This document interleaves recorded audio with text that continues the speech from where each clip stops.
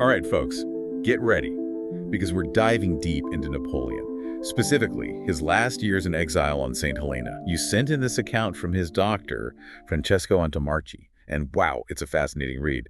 But the big question here is, in those final years, did Napoleon find peace with God? Did this period of exile, maybe even divinely ordained, lead him to reflect and ultimately reconcile with his creator? Let's see what we can find out. Yeah, it's amazing how Antomarchi gives us this super personal view. He wasn't just watching Napoleon from a distance, he was right there with him, treating him, talking to him. It's almost like we're looking into Napoleon's soul through his physician's eyes. And that soul was going through some pretty rough times on St. Helena. No five-star resorts for the exiled emperor. Oh, definitely not. Imagine going from the most powerful man in the world to being stuck on this isolated island with British guards watching your every move. Antomarchi doesn't hide how bad it was. The weather was harsh, the restrictions were insane, and they were always watching him. It's like they wanted to make his life as miserable as possible. It's like something straight out of a Shakespearean tragedy, a fallen hero grappling with his destiny, and they wouldn't even let him read his favorite books. Nope. Napoleon was a huge reader, but the British decided certain books were too dangerous for him. And he wasn't too happy about the missionaries his uncle, Cardinal Fesch, sent either. He probably thought, I conquered most of Europe, and now I need saving from a bunch of missionaries. Yeah, probably something like that. Even poor Dr. Antomarchi had a rough time at first. Napoleon didn't trust anyone, especially someone sent by his family. It took a while for Antomarchi to gain his trust, and then he had the British breathing down his neck, controlling what he could see and hear. So picture this.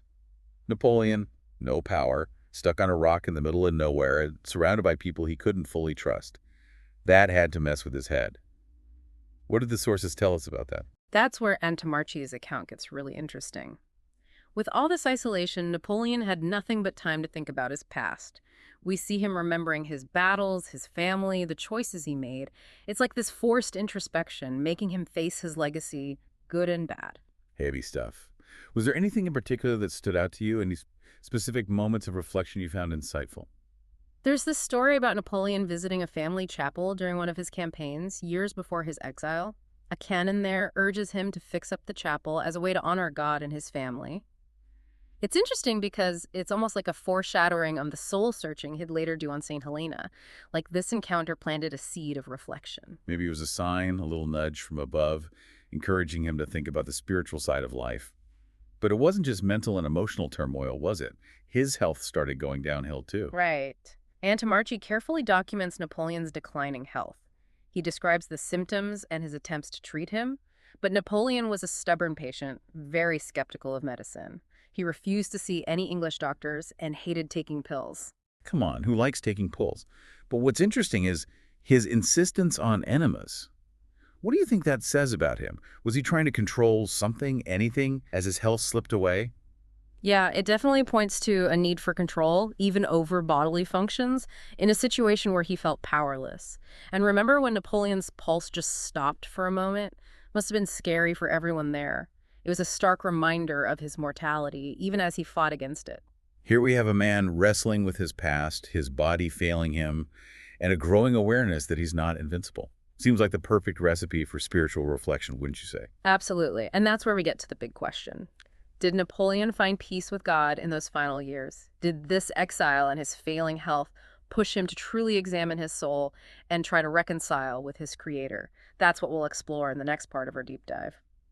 Welcome back as we continue our look into Napoleon's final years on St. Helena. As we explore this question of his spiritual reconciliation, we have to remember his relationship with the Church, the Catholic Church, was complicated. Up and down, really. Oh, for sure. I mean, this is the guy who crowned himself emperor, but he also knew how powerful the Church was. He brought Catholicism back to France after the Revolution, all that chaos. Napoleon was, well, he was practical. He saw the Church as a way to stabilize France. But he also wasn't afraid to flex his own muscles, you know? That agreement he made with the Pope, the Concordat, it gave him a lot of control over the Church. He wasn't going to let anyone, not even the Pope, tell him what to do. So it's like a chess match with the Church. But what about his own personal faith? Was it all just politics, or was there something real there? That's the big question. And actually, Antomarchi's account gives us some clues. Like, remember when Napoleon was talking about restoring that Bonaparte family chapel? He seemed genuinely touched by the idea, connecting it to his family's honor. Yeah, maybe he was trying to find some kind of redemption, connecting to his faith through his ancestors, almost like searching for his roots, both earthly and spiritual. It's possible. And then there's that story about Napoleon and the missionaries, the ones his uncle sent to St. Helena. He wasn't exactly thrilled about them trying to convert him, but he didn't completely shut them out either. He even had some nice things to say about Abbé Buenavida, called him a good old man. So maybe he respected their devotion, their faith, even if he didn't fully believe it himself, almost like he admired their commitment, even if he didn't agree with them. Right. It shows how complicated his views on religion were. It wasn't so black and white for him. Now, think about how he reflects on his life as his health gets worse. He talks about all his victories, but he also expresses regret for all the death, the battles, the lives lost. It feels like there's some real soul-searching going on, facing the consequences of his actions. Yeah, that's a lot to carry, especially when you're facing death. Do you think this was a turning point for him spiritually? It could have been. As he gets sicker, he becomes more and more worried about his son's future. He wants his son to understand him, his choices, his motivations. It's like he was trying to come to terms with his past, not just for himself, but for his son, too. Like he saw his son as a chance to maybe redeem his legacy, a new beginning. Perhaps he saw it as a chance for his son to learn from his mistakes, to create a better future. And then, of course, there's that crucial moment. Napoleon agrees to receive the last rites. It tells us that he was at least open to some spiritual comfort, even if his reasons were complicated. That's a huge deal for any Catholic, especially someone as important as Napoleon. So with all this in mind, do you think we could definitively say he found peace with God in his final moments? Did he die a good Catholic? That's a tough one. Entomaki doesn't really tell us directly about Napoleon's spiritual state. He gives us the facts, what happened, the conversations, what Napoleon did, and it's up to us to figure it out. Like we're putting together a puzzle, trying to see into this man's soul. Exactly. And there might not be just one answer. But here's what I find really interesting. Even on his deathbed, stripped of all his power, surrounded by his enemies, Napoleon still had a choice. He chose to engage with faith on his own terms. He wasn't blindly following the rules. He was wrestling with them, questioning them, maybe even challenging them. So even in exile, the emperor was still in control, at least when it came to his relationship with God. Yeah, it seems that way. And it makes you wonder, could this struggle, this questioning, be a form of faith in itself? That's a fascinating idea. Almost like his refusal to accept simple answers was his way of searching for a deeper truth. But we've just scratched the surface of this mystery. We've talked about his up and down relationship with the church, how he started looking inward as he faced death, and his decision to receive last rites. But there's one more piece of this puzzle. His last words. Those final words, whispered on his deathbed. They're like a secret code we have to crack if I want to really understand his soul. And those words are what we'll be focusing on in the final part of our deep dive into the heart and soul of Napoleon Bonaparte. Stay tuned. And we're back, diving into the final chapter of Napoleon Bonaparte's life. We've talked about his exile, his struggles, and his complicated relationship with faith. Now we come to the most intriguing part, his last words. What can they tell us about his soul as he was about to meet his creator? Antomarchi gives this really powerful description of Napoleon's last moments. He was delirious, calling out to his soldiers, mentioning people from his past. It's like his whole life was playing out before his eyes. It must have been intense, all that emotion, in those last moments. Are there any specific phrases that really jump out as revealing? Well, there are two that have really stuck with people. France, army, head of the army, and Josephine. Whispered in a state of, I guess you could say, heightened emotion, with his body failing, they give us a peek into what was on his mind in those final hours.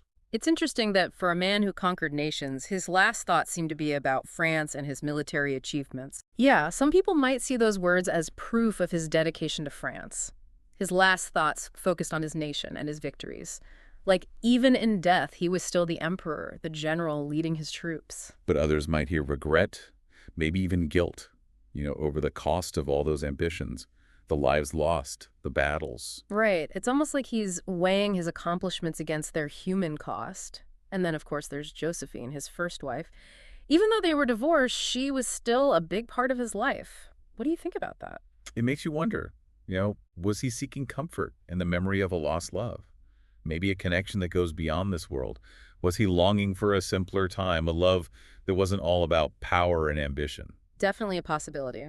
Adds another layer to the puzzle of Napoleon's soul. These last words, just like his life, They're not easy to put into neat little boxes. They show his complicated character, the mix of ambition, love, regret, and maybe even a desire for something more than worldly power. So we've got patriotism, military pride, longing for love, and maybe a hint of spiritual searching. A lot to think about. For sure. But there's one more phrase Marquis recorded that I think is really important, especially considering our focus on Napoleon's relationship with God. I wish to join my brave companions in the Elysian fields. It suggests he believed in an afterlife, a place where he could be reunited with his fallen soldiers. It's kind of fitting that a man who lived by the sword imagined the afterlife as a warrior's paradise. But it also makes you think about his idea of heaven and hell, especially considering he was raised Catholic. Absolutely. Was this Elysian Fields just a romanticized idea, a continuation of his earthly desire for glory? Or was it something deeper, a belief in a place where souls find peace, regardless of what they did on earth? It's a question we can't really answer, but it's definitely worth thinking about. What I find so captivating about this deep dive is that we're not just talking about history, we're trying to understand a human soul. I agree. Napoleon's last years, the way Marquis describes them, they give us a unique look into the mind of a man who changed history. Even in his decline, he could still reflect, still yearn, and maybe even find some spiritual reconciliation. So as we wrap up this deep dive into Napoleon's final years, we'll leave you with this question. What do you think about his last words? What do they tell us about who he was, what he believed, what he hoped for beyond this life? Yeah, keep thinking about these questions as you read other accounts and perspectives on this fascinating figure. History, just like life, is full of mysteries, and that's what makes it so interesting, right? Absolutely. And we'll be here ready to dive into those mysteries with you again next time on The Deep Dive. Keep exploring, keep questioning, and keep sending in those fascinating sources. Until next time.